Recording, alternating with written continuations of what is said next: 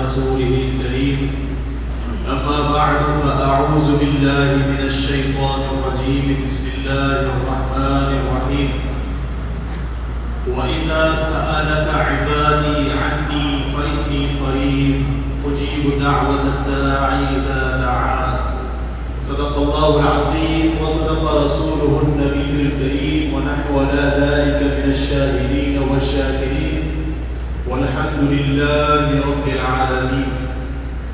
حمد و ثنا کے بعد میرے عزیز دوستوں اور بزرگوں، اللہ رب العزت اپنے کلام پاک کے اندر ارشاد فرماتا ہے وَإِذَا سَأَلَكَ عِبَادِي، اے میرے محبوب جب آپ سے میرے بندے میرے متعلق پوچھیں گے وَإِذَا سَأَلَكَ عِبَادِي عَنِّي فَإِنِّي قَرِيبٌ، بے شک میں اپنے بندوں سے زیادہ قریب ہوں. اجیب دعوت الداعی، میں دعا کرنے والے کی دعا کو سنتا ہوں، قبول کرتا ہوں.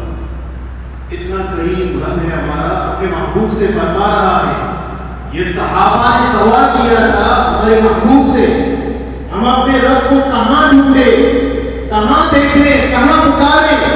تو اللہ رب العزت نے فوراً وحی نازل کی کہ اے محبوب آپ سے میرے لیے صحابہ میرے بندے جب میرے متعلق پوچھیں گے وَإِذَا سَأَلَكَ عِبَادِي عَنِّي فَإِنِّي قَرِيبٌ، جب ان سے میرے بندے میرے متعلق پوچھیں گے تو آپ ان سے کہو کہ میں تمہارے قریب ہوں. اجیب دعوت الداعی اذا دعان، میں دعا کرنے والے کی دعاؤں کو قبول کرتا ہوں. میرے عزیز دوستوں اور بزرگوں، اللہ رب العزت نے یہ جو مہینہ ہم اور آپ کو جو عطا کیا، یہ عظیم مہینہ، ان صحابہ سے پوچھو، رسول اللہ صلی اللہ علیہ وسلم کے پیارے صحابہ جب یہ مہینہ قریب آتا تو تیار کرتے تھے کہ اس مہینے میں ہم جو عبادت کرتے تھے اپنی زندگی میں، اس سے بڑھ چڑھ کر عبادت کریں گے، اپنے رب کو منائیں گے، اپنے رب کو راضی کریں گے. رسول اللہ صلی اللہ علیہ وسلم کا پیارا صحابی سیدنا طلحہ بن عبید اللہ جو عشرہ مبشرہ میں سے، عشرہ مبشرہ کون ہیں؟ وہ صحابی رسول جن کو دنیا کے اندر رسول اللہ صلی اللہ علیہ وسلم نے جنت کی سرٹیفکیٹ دے دی. ان میں سے یہ صحابی رسول راوی ہیں، روایت کرتے ہیں، فرماتے ہیں کہ رسول اللہ صلی اللہ علیہ وسلم کی بارگاہ میں ہم کہتے ہیں کہ ہم آج کل جو چل رہا ہے، ہم نمازیں پڑھتے ہیں، عبادتیں کرتے ہیں، ہم میں سے جو کم عبادت کرنے والے ہیں، تقویٰ والے ہیں، اس کو حقیق سمجھتے ہیں. یہ صحابی رسول ہیں جو ہمیں بہت بڑا سبق دے رہے ہیں. فرماتے ہیں راوی کہ رسول اللہ صلی اللہ علیہ وسلم کی بارگاہ میں وہ صحابی آتے ہیں، اسلام قبول کرتے ہیں. جب اسلام قبول کرتے ہیں تو ان کی ایک نئی زندگی شروع ہوتی ہے. وہ عبادت میں، ریاضت میں، زہد و تقویٰ میں مشغول رہتے ہیں، اپنے رب کو منانے میں مشغول رہتے ہیں. راوی فرماتے ہیں ان دو صحابیوں میں سے ایک جو صحابی تھا وہ زہد و تقویٰ میں، عبادت میں، نماز میں، ریاضت میں دوسرے صحابی سے آگے تھا. وہ دوسرا صحابی عبادت میں، ریاضت میں بنسبت پہلے کے تھوڑا کمزور تھا، لیکن وہ صحابی رسول ان کی عبادتیں، ان کی ریاضتیں، ان کو زہد و تقویٰ، ہماری لاکھ عبادتیں، نمازیں ان کی ایک عبادت کے برابر بھی نہیں ہو سکتی. لیکن وہ صحابی رسول بنسبت اول کے تھوڑا کمزور تھا عبادت میں. صحابی فرماتے ہیں کہ ایک صحابی رسول جو زہد و تقویٰ میں نمازی پرہیزگار تھا، وہ ایک غزوہ کے اندر جنگ کے اندر شہید ہو جاتا ہے. وہ جو صحابی رسول جو دوسرا تھا 1 سال کے بعد وفات فرماتا ہے. پہلا صحابی جو اس کا ساتھی تھا وہ غزوہ کے اندر شہید ہو جاتا ہے. دوسرا 1 سال کے بعد انتقال فرماتا ہے، شہید نہیں ہوتا، انتقال فرماتا ہے.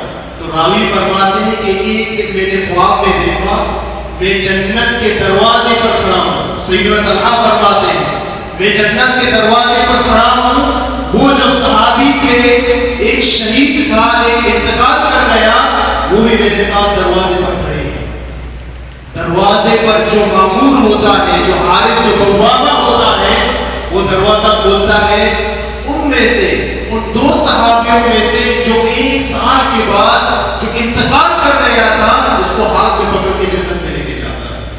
وہ دوسرا صحابی جو عبادت میں، ریاضت میں، زہد و تقویٰ میں دوسرے صحابی سے آگے تھا اور جو شہید ہوا تھا، لیکن ابھی بھی انتظار کر رہا ہے جنت کے دروازے پر. یہ معجزہ کیا ہے؟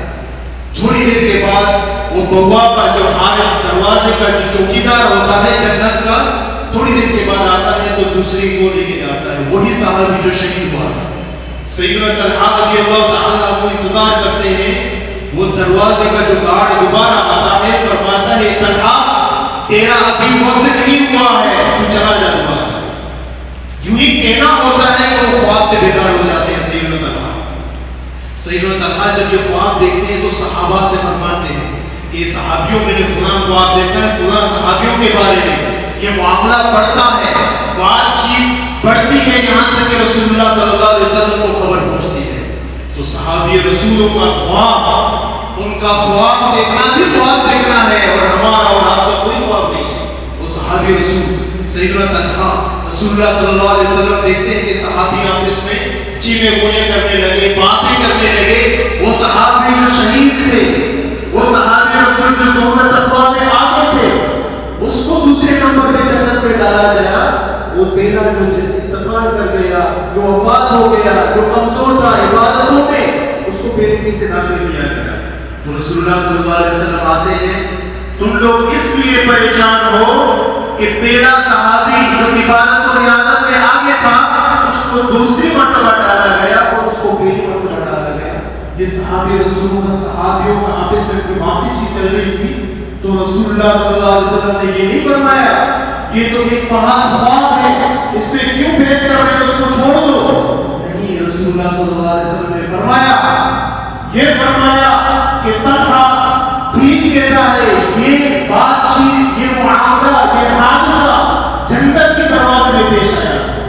رسول اللہ صلی اللہ علیہ وسلم فرما رہے ہیں، رسول اللہ صلی اللہ علیہ وسلم فرماتے یہ ایک محض خواب ہے، آپ نے کیوں بحث کر رہے ہیں، اس کو چھوڑ دو. نہیں، رسول اللہ صلی اللہ علیہ وسلم فرمائے کہ خواب ہوا تھا، جو طلحہ نے دیکھا کہ حقیقت میں پیش آیا ہے. تو رسول اللہ صلی اللہ علیہ وسلم فرماتے تو لوگ اس کی پریشان ہو کہ پہلے کو کیوں دوسری مرتبہ ڈالا گیا. تو میں آپ کو بتاتا ہوں، آپ لوگ مجھے بتاؤ، جو پہلا جو غزوہ میں شہید ہوا، جو دوسرا، اس کو 1 سال کے اللہ تعالیٰ نے زندگی دی تھی یا نہیں دی تھی؟ سب صحابی رسول کہتے ہیں ہاں بے شک دی تھی. بھلا یا رسول اللہ، ہاں کیوں نہیں، ہم نے دیکھا تھا 1 سال کے بعد ہی انتقال کر گیا. تو رسول اللہ صلی اللہ علیہ وسلم فرماتے ہیں میرے صحابیوں بتاؤ کہ 1 سال کے اندر رمضان کا مہینہ آتا ہے یا نہیں آتا ہے؟ 1 سال کے اندر تو رمضان کا مہینہ اس کو حاصل ہوا یا نہیں ہوا؟ تو صحابی رسول کہتے ہیں ہاں یا رسول اللہ. تو رسول اللہ صلی اللہ علیہ وسلم فرمانے لگے میرے صحابیوں، ان کی عبادت، ریاضت، رمضان آپس میں برابر تھے، لیکن رسول اللہ صلی اللہ علیہ وسلم کے پیارے صحابی کو اللہ تعالیٰ نے 1 مہینہ عطا کیا، اس مہینے میں اس نے عبادت کر کے جنت حاصل کر دی. رمضان کا مہینہ میرے عزیز دوستوں اور بزرگوں، یہ غنیمت سمجھو اس مہینے کو، اس کی قدر کرو. رسول اللہ صلی اللہ علیہ وسلم فرماتے ہیں کہ اللہ رب العزت فرماتا ہے للصائم فرحتان، روزے دار کے لیے 2 خوشیاں ہیں. فرحتان 2 خوشیاں ہیں. ایک خوشی تو دنیا کے اندر جب دسترخوان میں بیٹھے گا اس وقت حاصل کرے گا، دوسری خوشی وہ ہے جب قیامت کے دن میرا بندہ میرا دیدار کرے گا. وہ کیا ہی وقت ہوگا، وہ کیا ہی لمحہ ہوگا. اللہ کا بندہ فرمائے گا، جب رسول اللہ صلی اللہ علیہ وسلم فرماتے کہ اللہ رب العزت اپنا دیدار کرائے گا اپنے بندے کو، تو بندہ کہے گا میری ساری نیکیاں لے لو جس سے اپنا دیدار کرا. اللہ رب العزت کا جب دیدار ہوگا، بندہ ساری نعمتیں، جنت کی جتنی نعمتیں نہیں ہوں گی تو فرمانے لگے گا میری ساری نعمتیں لے لو، مجھے بس اپنے رب کا دیدار کرنے دو. یہ اللہ رب العزت کتنا قریب ہے. اس لیے تو فرماتا ہے جب میرا بندہ میرے متعلق پوچھے میں تو اس کے قریب ہوں. ایک اور آیت میں اللہ رب العزت فرماتا ہے نحن اقرب الیہ من حبل الورید، اور ہم اپنے بندے کے اس کی شہرت سے زیادہ قریب ہیں. اس کو پکار کے تو دیکھو میرے عزیز دوستوں بزرگوں، اس کی طرف تو آؤ، اس کی طرف بلاؤ. اللہ رب العزت فرماتا ہے، بلاتا ہے نماز کی طرف آؤ، کامیابی کی طرف آؤ، نماز کی طرف آؤ. ہم لوگ دنیا داری کے اندر مصروف ہیں. دنیا داری کرنی چاہیے، تجارت کرنی چاہیے، دکانداری کرنی چاہیے، لیکن اپنے رب تعالیٰ کو کبھی نہیں بھولنا چاہیے. پھر اللہ رب العزت آپ کے روزی میں برکت عطا فرمائے گا، آپ کی پریشانیاں ختم فرمائے گا. میرے عزیز دوستوں، بزرگوں، اپنے بھائیوں کو کبھی بھی مت بھولنا. ہمارے بھائی جو فلسطین کے اندر، جو آزمائش کے اندر ہیں، جو تکالیف کے اندر ہیں، وہ اپنی دعاؤں میں یاد رکھو. یاد رکھو میرے عزیز دوستوں، بزرگوں، رسول اللہ صلی اللہ علیہ وسلم فرماتے ہیں جب ایک مومن دوسرے مومن کے لیے دعا کرتا ہے تو رسول اللہ صلی اللہ علیہ وسلم فرماتے ہیں فرشتہ یہ جواب دیتا ہے وَلَكَ ذَلِكَ آمین یا رب العالمین. جب وہ بندہ اپنے مومن بندے کے لیے دعا کرتا ہے تو فرشتہ سائڈ میں ہو کے کھڑا ہو کے کہتا ہے تمہارے لیے بھی وہی ہے یا رب العالمین قبول فرماؤ. کتنی خوش نصیب ہے ہمارے لیے. ہم نیکی سوچیں نیکی لکھی جاتی ہے، نیکی سوچیں نیکی لکھی جاتی ہے، برائی سوچیں برائی نہیں لکھی جاتی ہے. یہ کس کی وجہ سے؟ ہمارے اور آپ کے پیارے محبوب کے تحفے ہمیں ملا ہے. تو میرے عزیز دوستوں اور بزرگوں، اس مہینے کی قدر کریں، ایک ایک لمحے کی قدر کریں، عبادت کریں، اپنے رب کو راضی کریں، استغفار کیا کریں. جس طرح میں نے پچھلی بار کہا کہ استغفار سے آپ کی ہر دعا قبول ہوگی. چاہے پریشان ہیں، گھر میں رشتے نہیں آتے، ہماری بہنوں کے رشتے نہیں آتے، ان کو چاہیے کہ استغفار کریں. استغفار ہر دعا کا حل ہے، ہر دعا کا حل ہے، آپ کی دعا قبول ہو جائے گی. اللہ رب العزت میرا کہنا آپ کا سننا اپنی بارگاہ میں قبول فرمائے. انہیں الفاظ سے اکتفا کرتا ہوں. وعلیہ